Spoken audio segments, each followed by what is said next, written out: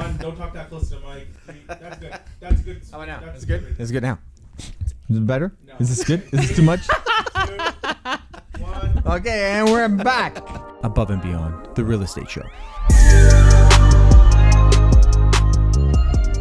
Hello and welcome back to another episode of the Above and Beyond Real Estate Show. My name is Ralph Ciancio, and today we are so excited.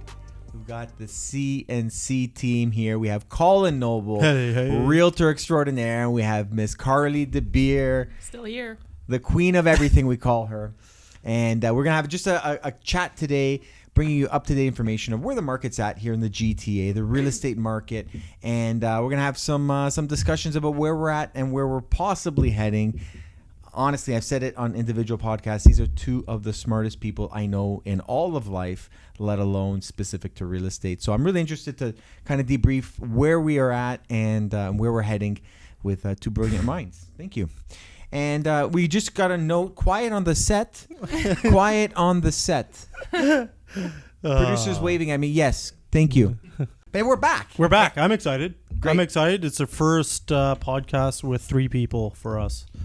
So hopefully this adds a new dimension to discussions Yeah, and everything. So yeah, you know, it's funny because it's kind of thematic of how the company is structured, our culture, which is, you know, we talk about the idea of canny, you know, it's constant and never ending improvement. And that's really our way of thinking. And we're looking at this podcast really the exact same way we're approaching it is the way we approach everything else we do is how did it go? What went well? What didn't? How can we improve? So trying with 3 people is great. yeah, I agree. we always work off each other anyways, you know, in a team environment, you know, somebody comes up with an idea, someone else makes it better, and then we continue on. Yeah. Onwards and upwards. So it's been a wild week, couple weeks into September now. Today's actually the day we're filming is September 21st. Actually, first day of fall, is it? Is today Yeah, I first day think of fall? so. Yeah. The 21st or Yeah. 22nd? 24th, I think. I don't know. Don't I know know. that summer solstice is Siri June would know. 21. Either I know way, that. nights are getting colder. Nights are getting super cold. So The mornings fall are is definitely dark. The here. nights are colder. The market's heating up.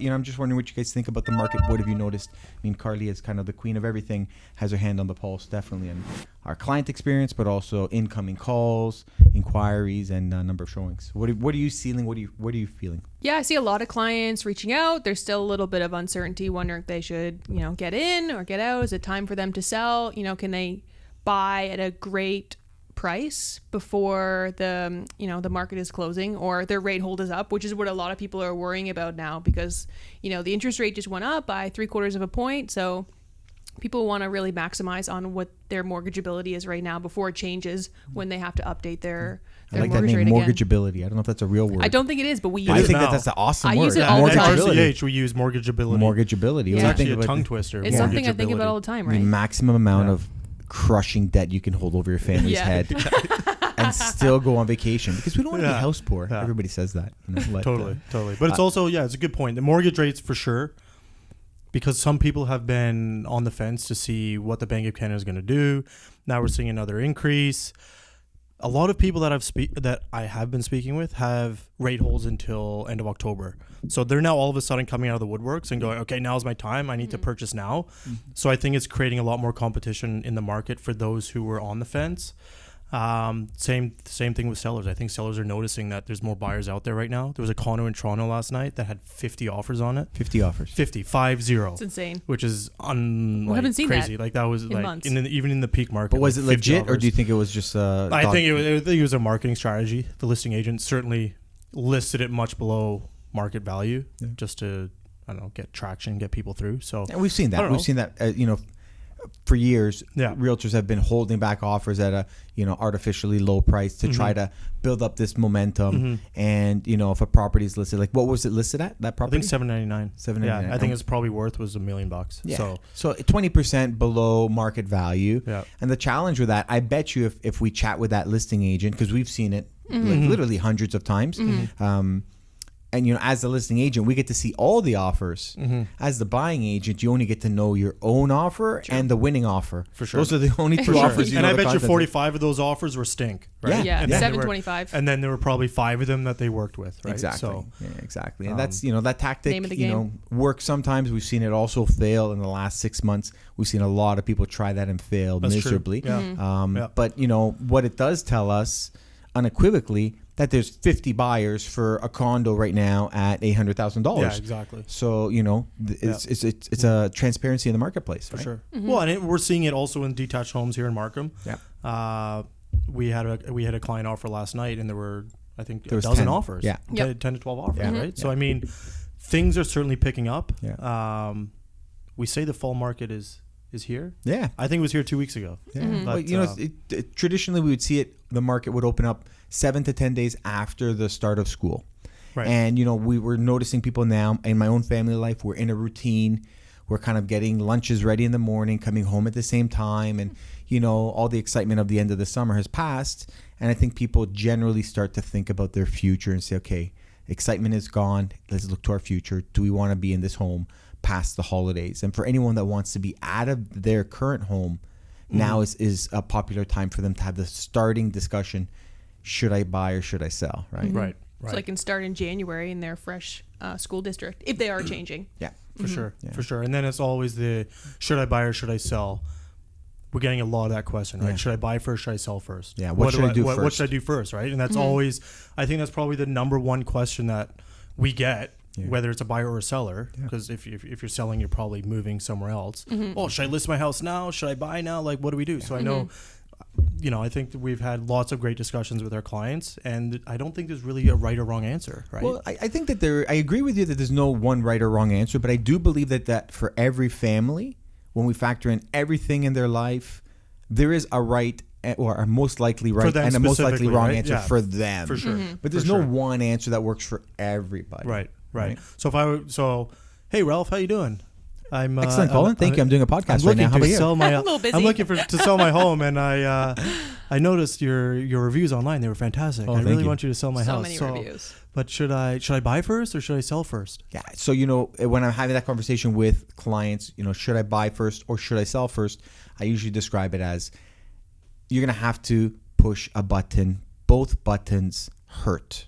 So you have to select which button hurts less for you. And for you. So one button, imagine we have it. It reads, "Sell my home for a little less than I think it's worth."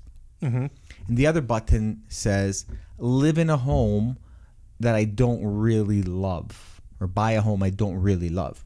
And the reason why I break it down that way is because if you were to take the strategy of I want to sell first, then clearly you're not pushing the sell my house for less than it's worth, because logically, if your home is for sale and you're not under any undue pressure, you're not going to sell your house. You're not going to accept an offer for less than you really expect. Right. Oh, there'll be another better offer. You'll just wait, right? or you'll take it off the market, right? So you're not going to push that button. But if you decide to do that and you get great money, well, then now you have the situation where you have to buy a home and you may be forced to before buy your a closing home. date, right? So, Exactly. Yeah. So if you have, say, for example, most common is 60 days to 75 days is the most common gap between when you sign the agreement and your home is sold to when you actually close on the home, physically move out of the home and collect the monies. So if you sell, great. If you sell first, great. But then now you have a fixed timeline, and if the only inventory on the market is like a B or a C on your list, you're forced into that decision. So I always say, you're either going to sell for a little less, be prepared to sell for a little less than you were hoping, or live in a home that you don't necessarily love. Right. Now, the opposite of that is, hey, I want to buy first. And if you buy first, obviously you're going to buy a home you love. Right. But that forces you into the risk. It's not always a guarantee that you're going to sell for less, but you just have to be ready for it, because that's the consequence. Right. If you're forced to sell, you may have to lower your price. Or sell it all. Yeah. Right? Yeah. So, I mean, it would That's be a definitely horrible happened. situation, but I mean, like you purchase a house, you list your home for sale, and you're sitting, 30 days goes by, 45 days goes by, 60 days goes by, and there's no offers.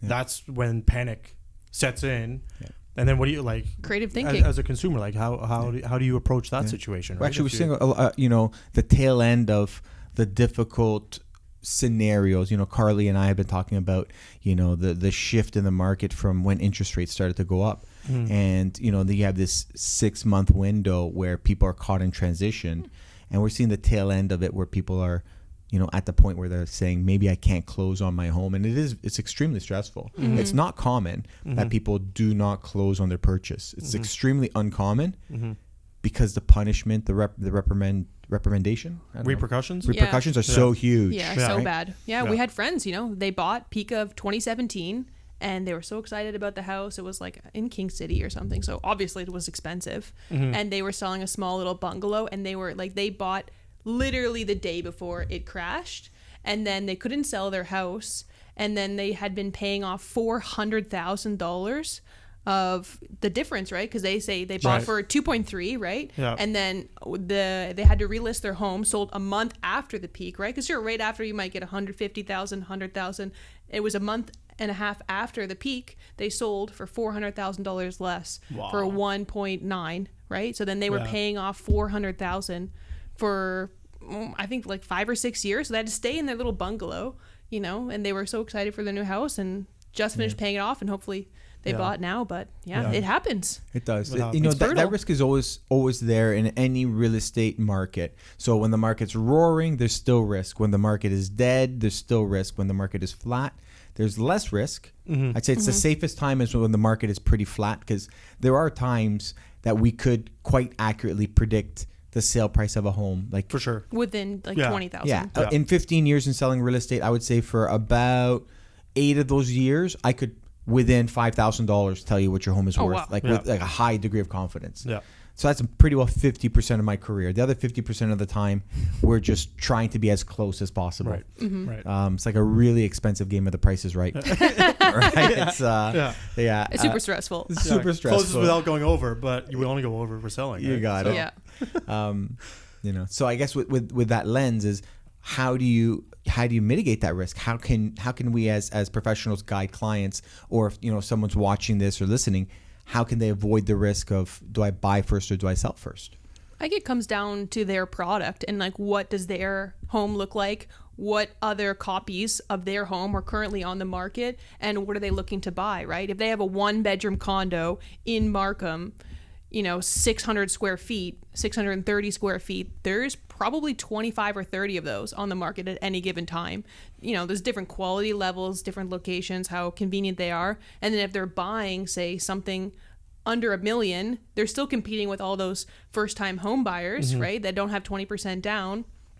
As opposed if they are able to go over $1 million, there's less competition there, right? So it really depends. Yeah, I think ultimately it really depends, right? It depends on their risk appetite. It depends on their financial situation. It depends on their family dynamics. If it's a divorce, like there's so many different things involved, right, in the decision. I think ultimately, as a professional, we want to educate them. We want to let them know what their risks are, and we want to inform them with as much information and context as possible so that they can make the right decision. Yeah. Ultimately, we can advise and do everything we can, but at the end of the day, it's their decision. It's right? like a huge disclaimer, right? As realtors, like we spend so much time disclaiming. We're just in the back room. You might lose your house. You might go over there. Exactly. And they're like, "What did you say? Something?" You're like, I watch TV on vacation. I was watching some American channels, and it's like every third channel's a drug, and there's like all the side effects. May cause a lady's on like a horse running on the beach, and it's like a headache medicine or something, and they're just saying horrible words. Heart might stop beating. Yeah. And this lady's you like might lose hugging your left kids. leg. Yeah. The information of the prescription is like a 20-second clip, and then the side effects is like a minute and a half, right? While they have B-roll at the same time Yeah. of the happiest person ever. And then they're like, ask your doctor. I'm like, am I supposed to be telling my doctor about drugs? Yeah. Like, I don't know if I'm supposed to be the news source for them on. It's a different world down there. Yeah. The ad laws are definitely That's what we should different. do. Can we create like a RCH, like nice smiling faces while we just say all the risks involved in like the process? Buying and selling your house. Here are the risks. This is something. But it's funny because we're talking about the risks as a negative, but there's risks can actually be positive. Totally. For sure. And you can go to the casino and there's risks that you lose, but there's also a risk that you win. Big. There's like, I still buy lottery tickets. do you? Don't tell anyone that. But if it's above 50 million, I'm buying a lottery. So Yeah. if it was just like a measly I don't 20 need 20 million, million. No, 20 I want- million, I you're want like, What are you I going to do with want 20 million? 50. You're going to buy 2 houses. I want 50. That's it. But the risk is, like you were saying, Yeah. you lose $7 or you win. But and that's the 50. thing is in real estate, there's a chance that you buy first, you buy your dream home, And if you're doing that transaction now, and we mentioned right now, like mid or end of September, it's generally the beginning of the fall selling season, and that should run until the last week of November, first week of December, and it's the second busiest selling season of the year. First busiest, most busy would be in the spring, right? So if you sold first, you would have your pick of the litter, because I expect a lot of inventory through October and November, and you never know. Maybe if you for example, if you sold first, if prices came down, you would be the winner, Right. in that circumstance. Or if you bought first and prices went up, say for example, you thought your home was worth $1 million, you bought a home for 1.2 million with a 90-day closing. Well, in that 30 days before you put your home on the market, if it goes up $100,000 or $150,000, like you're almost at par with your dream home. And we've seen a lot of people. That's what we call speculation, right? So what are we thinking now? I do think that the market is rebounding. I do think that there's a lot of appetite for real estate right now, and I think that people have gotten used to a 5% interest rate. Yeah. Yeah. I wouldn't say they're used to it yet, but I think people have come to accept that this might be the next Couple years. 12 to 18 months. Could be. I think. I think that's what's got the market, I think, a little bit more relaxed, is that they're saying, okay, this is going to be this way for a while. The first interest rate hikes, both, all governments, I say American and Canadian federal banks, were saying like, oh, this is just short term. It's just short term. So I think some people were saying, I'll just wait it out. If I wait 6 months or 8 months, then I'll get a better interest rate once it's coming down. For sure, but everyone's definition of short term is different, right? So we've discussed this. The three of us have discussed this many times. Like back, not that long ago, 20 years ago, let's say, 18% interest rate, right? Yeah, so in the 80s, yeah. like 5% is still relatively cheap money. So I was right? cleaning out my we're office. just so used to 0.5, 1%. And Yeah. now all of a sudden we're 5%. People are like, oh, like this is crazy. I was cleaning out my office and I found my first mortgage approval, like the mortgage approval for my first property. And it was from back in 2007. And it was for $5.35 million. Yeah. Sorry, 5.3. Wow, that's a big We first added house, that. bro. It was for 5.35%. Right. And I remember thinking that I got the deal of a lifetime. That was Yeah. a smoking interest rate. Yeah. I told my wife, sign the papers and let's run out of the bank. There must be a mistake. Right. I was so happy with that rate. And then now we have clients who are humming and hawing over 5.10% or 5.09. Yeah. I'm like, it's all about perspective. It is. Absolutely. And the reality is, I do believe that irregardless of what's happening in the short term, we talk about Ukraine, we talk about inflation, we talk about trade wars in China. All these things could put pressures up and down on interest rates and on currencies, right? But the big picture is that there's way more people, I'm talking about the baby boomers, our parents' generation to say, that have money, and that money is greater, in my opinion, than the amount of people that need money. If the baby boomers was the biggest generation, in 1979 to 1981, they were buying their first home, right? And ask your parents, when did you buy it? My parents, exactly in that timeline, bought their first home. So this is like the biggest portion of the population needed money. And then interest rates went up to like 18%. And then they went down a bit in the 80s. 1989 to 1991, that's when they were buying their family home, because they moved out of their first-time home buyer home, Right. and were buying their, two-story detached homes. Right. So the baby boomers then put a huge pressure on the demand for money. But now they no longer have mortgages. 30% of Canadians don't have a mortgage at all.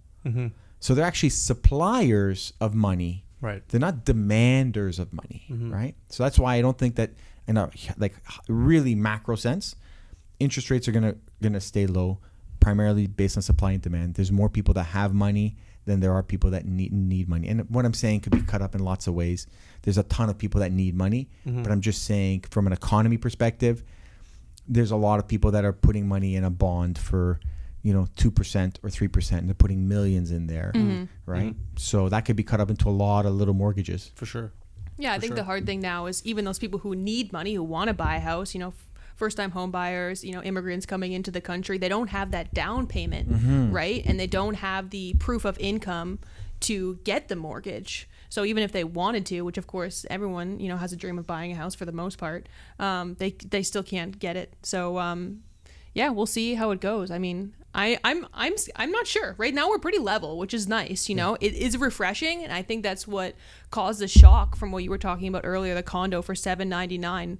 Everyone was like, for 3 months we were listing the property, over or right on what the sellers wanted, and people got used to that.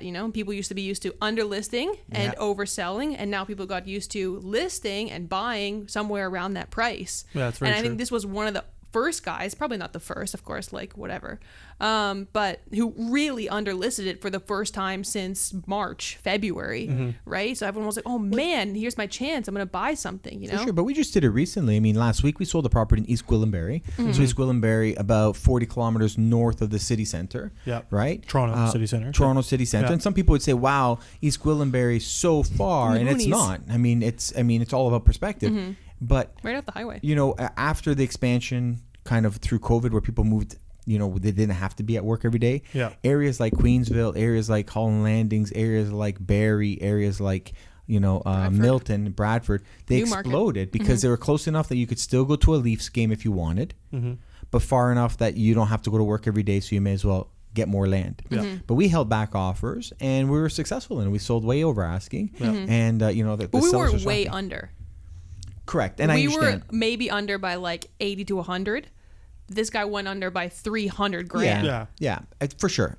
He But went, it still stands. and it's also from a price sure. point perspective. He went down to like the entry level price point, which I would argue is somewhat malicious too. Though I think there should be some. I've always said I think that the real estate board should make a rule that if you list your home below market value and you get that price, you have to take it.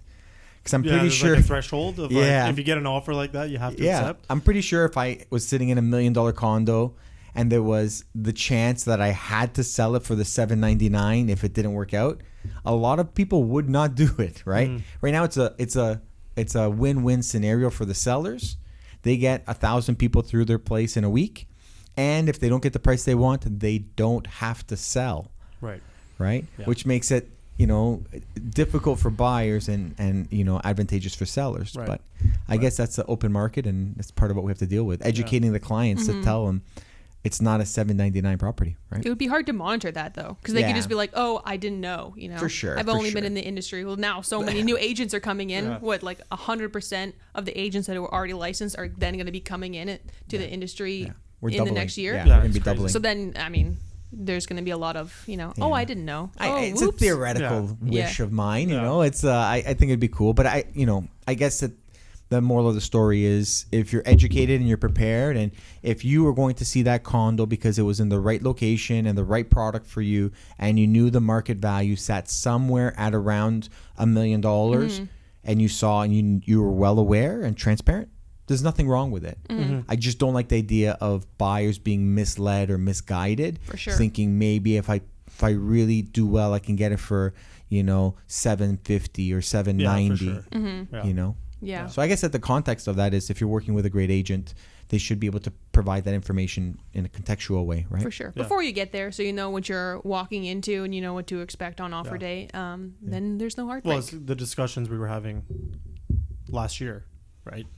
Yeah. The exact same Can thing I was buy this happening. house? Can I buy Well, it? actually. Well, my budget's $1 million. Okay, we'll look at Yeah. homes listed for 800 or below, Yeah. right? Or Like, even that's just like telling them what that house would look like, Yeah. It's going to be a 3-bedroom house with this much frontage, this, and this level of finish. That's how you had to describe it at that Yeah. time, Yeah. really. Now it's a little bit easier. Hopefully it stays that way. So I know we were talking about the idea, should I buy first or should I sell first? Yeah. And I'm curious for anyone watching this or listening, what do you think? Would you prefer, or are you more comfortable selling first, or would you buy first? Enter in the comments below. While you're there, be sure to like and be sure to subscribe. We love the support, and also any comments on how we could make this next episode even better than the one we're currently in. I'm not sure how we're running on time, but I think we owe you both a huge thank you. This is an We owe you exciting a thank you. podcast. This is great. Thank you. Thanks for Yeah, being on the so show, fun. and by all means, I guess as we wrap up, any final thoughts or anything else you guys like to share?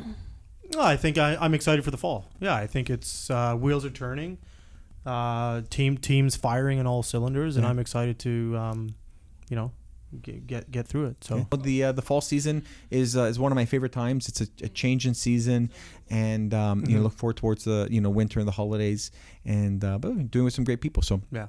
With that being said, thank you all for watching, and as I mentioned, I want you to like, subscribe, and comment below.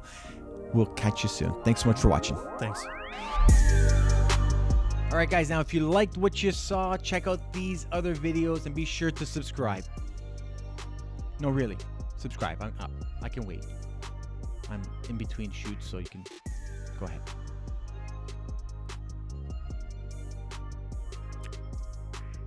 I didn't hear the ding. I'm going to wait till we hear the ding. See you soon.